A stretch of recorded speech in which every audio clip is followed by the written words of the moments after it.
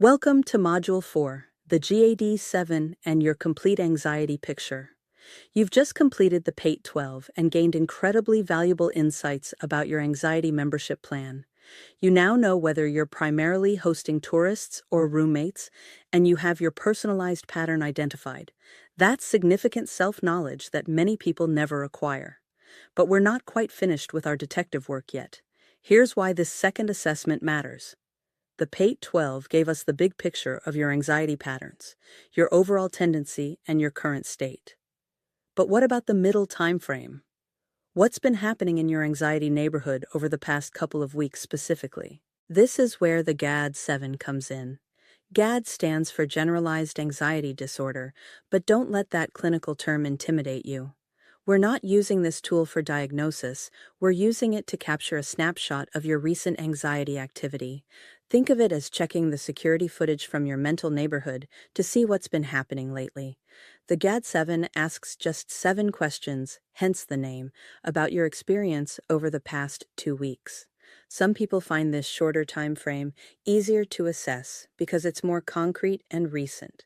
Others prefer the broader perspective of the PATE. Both pieces of information are valuable, and here's the really powerful part. When we look at these assessments together, they tell us an even more complete story. For example, if your PATE general tendency score shows you typically have high trait anxiety, but your GAD-7 score is lower, that tells us your anxiety roommate has been surprisingly well behaved lately. Maybe your management strategies are working, or life circumstances have been calmer. That's valuable information. On the other hand, if you typically have lower trait anxiety on the PATE, but your GAD-7 score is higher, that tells us something specific in the past 2 weeks has stirred up more tourist anxiety than usual.